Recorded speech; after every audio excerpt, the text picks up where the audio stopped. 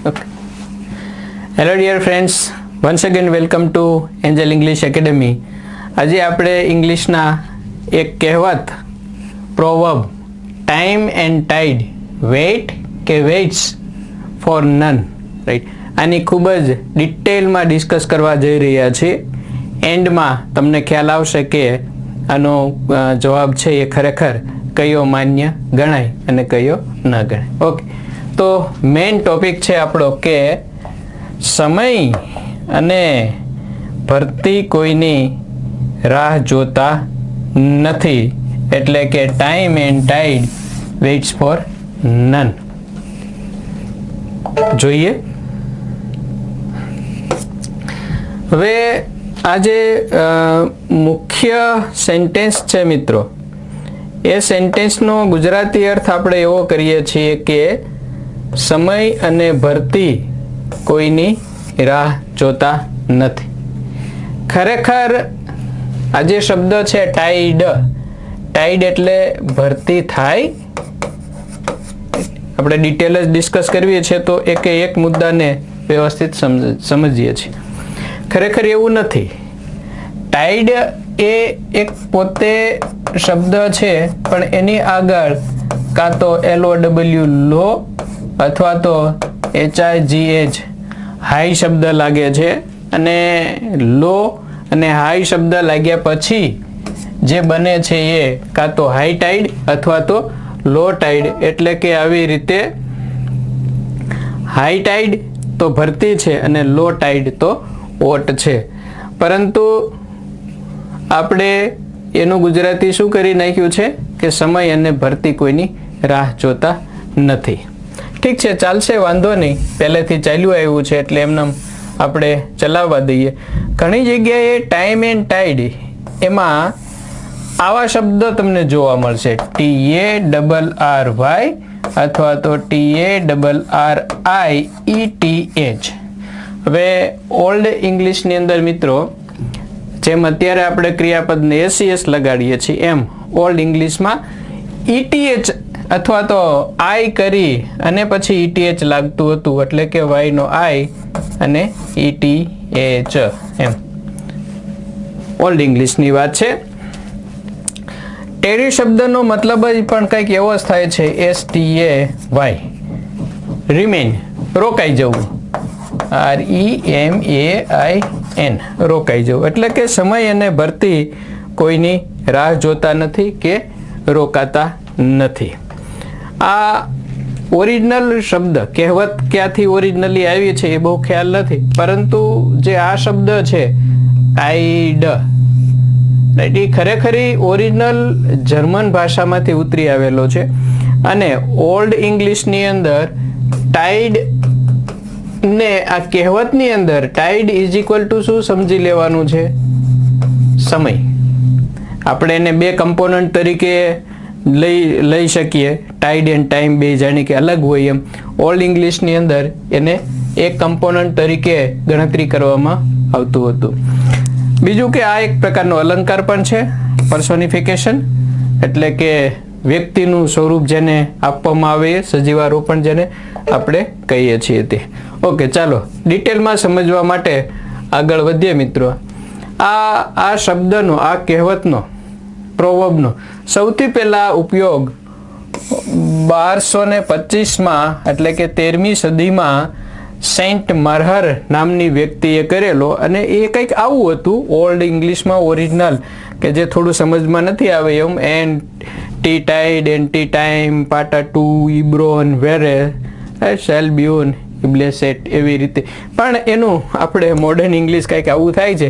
The tide abides for, tarrieth for no one, stage no man, tide no time, tarrieth no man. મતલબ કે સમય અને ભરતી કોઈની રાહ જોતા નથી, એ તો ચાલ્યા જ જાય છે, મીન્સ રિમેન્સ ઓર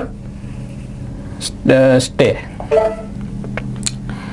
ત્યાર પછીથી મિત્રો 13મી સદી પછીથી 14મી સદીમાં 13મી સદીમાં કંઈક પેલું આ હતું થોડુંક, એ કેવી રીતે હતું એ આપણે જોઈ લઈએ. કે એ એક રાજાઓનું ગ્રુપ હોય, આ જે સેન્ટ માર્હારે જે જગ્યાએ ઉપયોગ કર્યો છે ત્યાં એવું કહેવા માંગતા હતા કે રાજા અને એના બધા દરબારીઓ સાથે એક કોઈ દરિયા કિનારે બેઠા હોય અને રાજા છે એ ભરતીને રોકવા માટે ઓર્ડર કરે છે, પરંતુ એ રોકાતી નથી. અને એ અર્થમાં સેન્ટ માર્હરે એનો ઉપયોગ કર્યો છે. ત્યાર પછી મિત્રો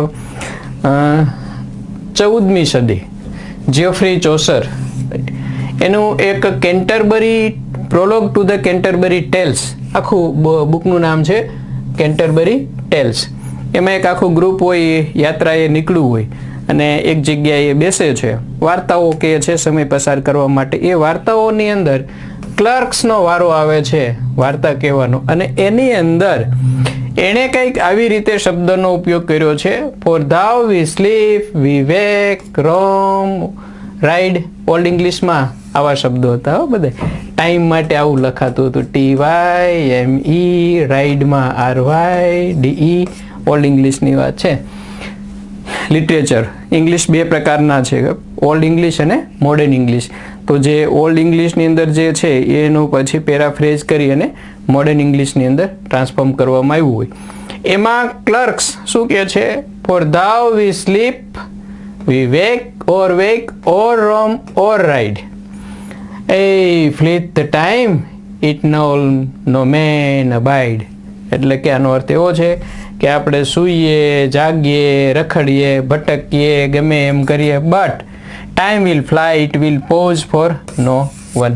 સમય કોઈની રાહ જોતો નથી. અહીંયા ટાઈમ એન્ડ ટાઈડ બંને સમજવાના છે, પરંતુ એ બેમાંથી એકેય કોઈની રાહ જોતા નથી. ચાલો આગળ વધશું. નેક્સ્ટ જઈએ. ત્યાર પછી 15મી સદીમાં ક્યાંય શબ્દો આવા જોવા નથી મળ્યા, હશે ક્યાંક, અથવા મારા ધ્યાનમાં નથી આવ્યા. પરંતુ 16th એટલે કે 16મી સદીમાં ફરી પાછા આ પ્રોવર્બ્સનો ક્યાંક ને ક્યાંક યુઝ થયો છે. મિત્રો આ બધું તૈયાર કરવામાં એપ્રોક્સિમેટલી 5 કલાક જેવો સમય લાગ્યો છે. સમજીએ હવે. ત્યાર પછી એક બુક પબ્લિશ થયેલી અથવા તો માર્કેટમાં આવેલી, ધ પ્રોવર્બ ઓફ જોન હેવુડ. કોના દ્વારા થઈ? બાય જોન હેવુડ દ્વારા. એણે એના પ્રોવર્બ્સની અંદર આવા ઘણા બધા છે, પણ એમાંના 2 સેન્ટેન્સ આવા છે, time and place gives best advice. અહીંયા ગીવ્સ શબ્દનો એને યુઝ કર્યો છે. અને આમાં time and tide wait for no man. એટલે કે અહીંયા ટાઈમ એન્ડ ટાઈડને એને સેપરેટ ગણ્યા છે અને ક્રિયાપદ વેઇટનો યુઝ કર્યો છે, જ્યારે ટાઈમ એન્ડ પ્લેસને એક યુનિટ ગણી અને ગીવ્સ શબ્દનો યુઝ કર્યો છે. આ ઉપરાંત 16મી સદીમાં જોન પાઇને કોલિયર એણે પણ એક શબ્દનો ઉપયોગ કર્યો છે, ટાઈડ ટેરેથ નો મેન બટ વિલ હવે. મતલબ કે સમય છે એ કોઈના માટે રિમેન રોકાતો નથી, આગળ ચાલ્યો જાય છે. આમ છેક 13મી 12મી 13મી સદીથી શરૂ કરી અને અલગ અલગ જગ્યાએ આ પ્રોવર્બ છે મિત્રો એનો ઉપયોગ થતો રહ્યો છે. આ એટલે કે time and tide wait four none વાળી પ્રોવર્બ છે એનો યુઝ થતો રહ્યો છે. આ ઉપરાંત લેક્સિકન, ટેટ્રાગ્લોટન, પછી new dictionary, French and English by આ ન્યૂ ડિક્શનરી, એમાં પછી કલેક્શન ઓફ ઇંગ્લિશ પ્રોવર્બ્સ, એમાં અલગ અલગ જગ્યાએ ક્યાંક આવી રીતે ઉપયોગ થયો છે. Time and tide will stay છે, ટાઈમ એન્ડ ટાઈડ ટેરી એટલે કે મૂળરૂપ છે. જ્યારે આ કલેક્શન ઓફ પ્રોવર્બ એમાં કેન નેવર સ્ટે, વસ્તુ એકની એક છે, કહેવત એકની એક છે, પરંતુ અલગ અલગ પ્રકારે ક્યારેક મૂળરૂપથી, ક્યારેક વિલથી, ક્યારેક કેનથી એનો ઉલ્લેખ થતો આવ્યો છે મિત્રો. 16મી અને 17મી અને 18મી, ત્યાર પછી પુષ્કળ વધારે ઉપયોગ થયો 18મી સદીની અંદર. થોડા શબ્દો નાના છે એટલે એક્ઝેક્ટ નહીં દેખાય, પરંતુ આપણે એને જોઈએ કે એ શું કહે છે.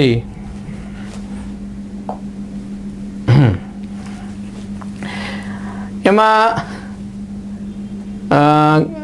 Great assize by Samuel Smith, પછી Thomas Fuller, Henry Grove, literary and historical register, એ બધા આર્થર મુરે, ઇસાક બીકરસ્ટાફ, પછી Richard Grith, works of Arthur Murphy, આ બધામાં ક્યાંક કોકે મૂળરૂપનો ઉપયોગ કર્યો છે, જેમ કે ટાઈડ એન્ડ ટાઈડ વિલ સ્ટે છે, જ્યારે અહીંયા ટેરી એટલે કે મૂળરૂપ છે. જ્યારે આમાં ક્યાં ગયું સ્ટે, ટાઈમ એન્ડ ટાઈડ, અહીંયા પણ મૂળરૂપ છે, આમાં પણ મૂળરૂપ છે સ્ટે. જ્યારે આર્થર મુરે એને time and tide waits for no man એટલે કે SES નો ઉપયોગ કર્યો છે. જ્યારે ટાઈમ એન્ડ ટાઈડ વેઇટેથ એટલે આ પણ એક યુનિટ તરીકે લઈ અને SES ને બદલે ETH લગાડ્યું છે.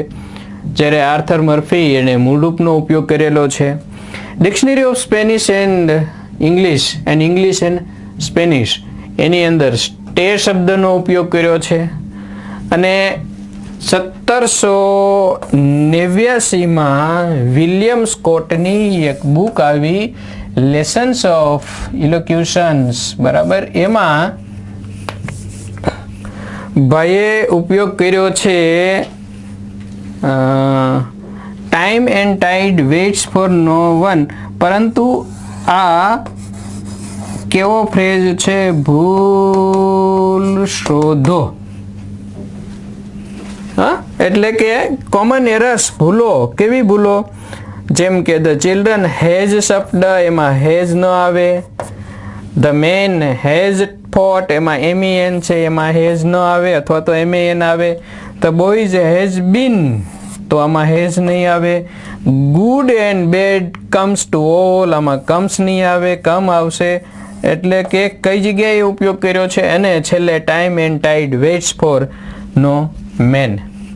ભૂલ સુધારવા માટે થઈ અને આ એક આખો ફ્રેઝ આ બુકની અંદર પણ છે, જે ક્યારે લખાયેલી 1789 ની અંદર બાય વિલિયમ સ્કોટ દ્વારા. તો એ આમાં ભૂલ શોધો એનો અર્થ એવો થયો કે વેઇટ્સ નહીં, ત્યાં શું આવવું જોઈએ? વેઇટ એટલે કે મૂળરૂપ આવવું જોઈએ. અને એમ કરતાં કરતાં આગળ વધે મિત્રો, તો 19th સેન્ચુરી એટલે કે 19મી સદીની અંદર નોવેલ આવી ચાર્લ્સ ડિકન્સની life and adventure of Martin Chuzzlewit. એમાં એણે વિલ વેઇટનો ઉપયોગ કર્યો છે. એણે શું કર્યું કે time and tide will wait for no man but all men have to wait for time and tide. એ કોઈની રાહ જોતા નથી, આપણે બધાએ એની રાહ જોવી પડે છે. સ્વાભાવિક છે, સાચું છે. એટલે કન્ફ્યુઝન ન થાય, વેઇટ કે વેઇટ્સને બદલે વેઇટનો ઉપયોગ કર્યો. પરંતુ લિન્ડલી મ્યુરે એણે પાછો વેઇટ્સનો ઉપયોગ કર્યો છે. 1811માં એક કાવ્ય આવ્યું જેનું નામ હતું ટુ ધી રિવર ઈ.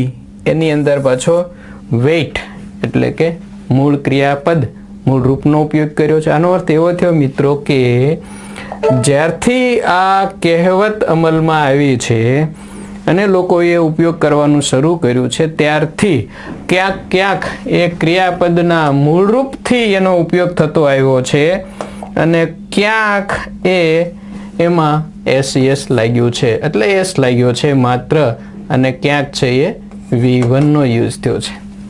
આ ઉપરાંત કેટલીક વેબસાઇટ સર્ચ કરી, જેમાં લેક્સિકો, એમાં વેઇટ લખ્યું છે. પછી ડિક્શનરી કેમ્બ્રિજ ઓર્ગ, એમાં વેઇટ છે. ડિક્શનરી ઓર્ગ નામની વેબસાઇટ છે, એમાં પણ વેઇટ છે. oxfordreference.com, એમાં વેઇટ છે. યુનાઇટેડ કિંગડમની ટીચિંગ ઇંગ્લિશ ઓર્ગ, એ બ્રિટિશ કાઉન્સિલ દ્વારા ચલાવાતી વેબસાઇટ, એમાં વેઇટ્સ છે પાછું. અને ઇડિયમ ઓરિજિન્સ નામનું બહુ સરસ આ વેબસાઇટ છે. બધી ઇડિયમ્સની ઓરિજિન્સ ક્યાંથી કેવી રીતે આવે છે એમાં વેઇટ એટલે કે મૂળ રૂપ આપેલું છે. તો અલગ અલગ પ્રકારે છે, જોવા મળે છે. વેઇટ પણ છે, વેઇટ્સ પણ છે. આગળ વધીએ. ત્યાર પછી અત્યારે પ્રેઝન્ટમાં માર્કેટમાં ઘણી બધી બુક્સ છે.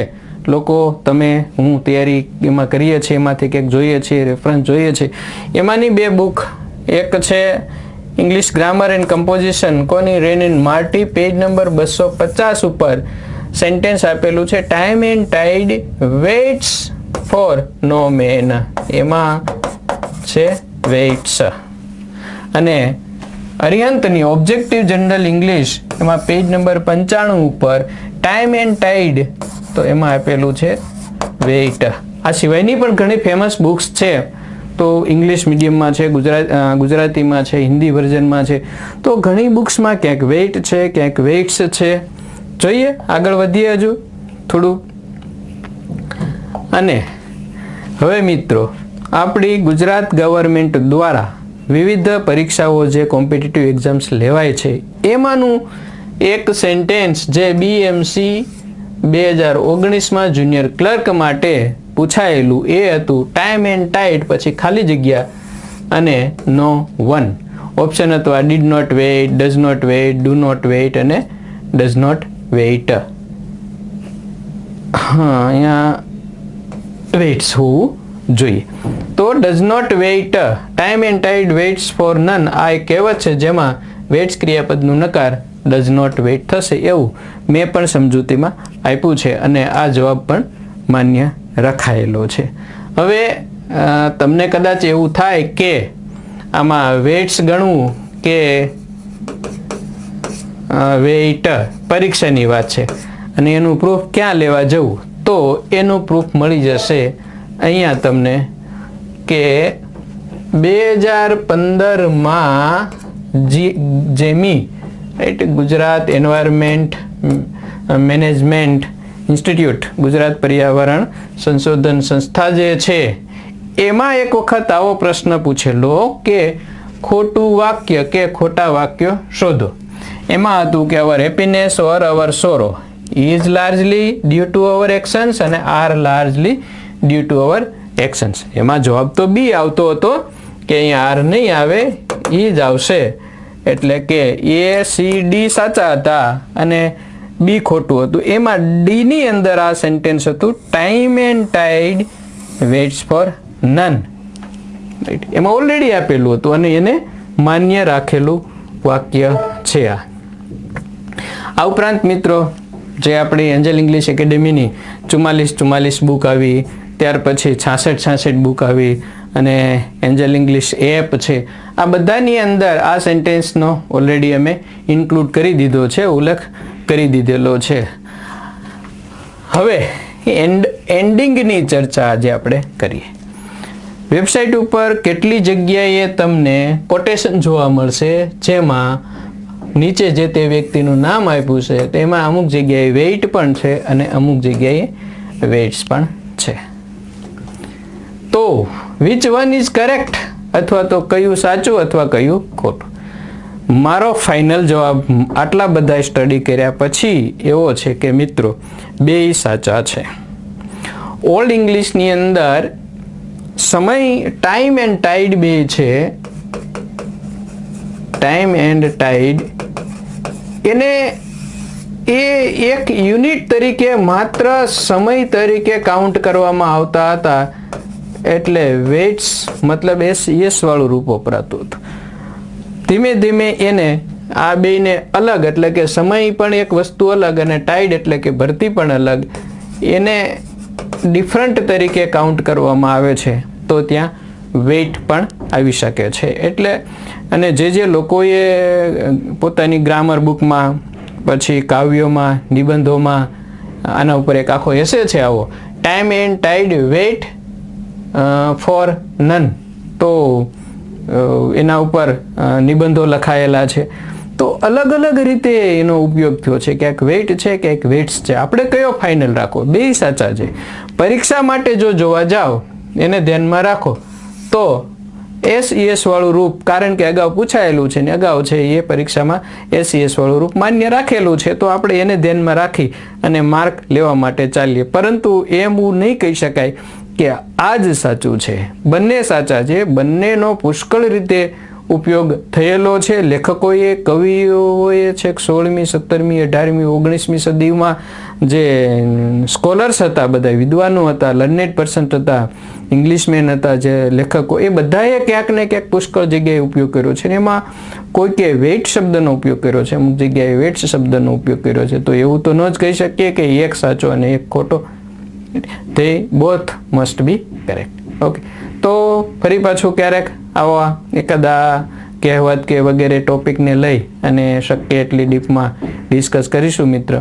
ખરેખર મજા તો એ આવે કે તમે સામે બેઠા હોય, આ તો હું વિડીયો ઉતારું છું, કેમેરો છે અને શૂટિંગ સિવાય બીજું કશું નથી, પણ સ્ટુડન્ટ્સ બેઠા હોય, ચર્ચાઓ થતી હોય અને આગળ વધતા હોય, એ ખરેખર એક અભ્યાસ કરવાનો, ભણવાનો કે ચર્ચા ડિબેટની એક મજા છે. પણ વિલ કન્ટિન્યુ. હા મિત્રો, ચેનલ સબસ્ક્રાઈબ કરવાની બાકી હોય કરી આપશો, બેલ આઇકોન ઉપર પ્રેસ કરશો જેથી કરીને તમને નોટિફિકેશન મળતા રહે, અને તમારા મિત્રો સાથે પણ શેર કરશો જેથી કરીને તમને તો બેનિફિટ મળે છે, સાથે સાથે એ લોકોને પણ આવું કંઈક ને કંઈક નવું જાણવાનું મળતું રહે. Okay, thanks, have a good day.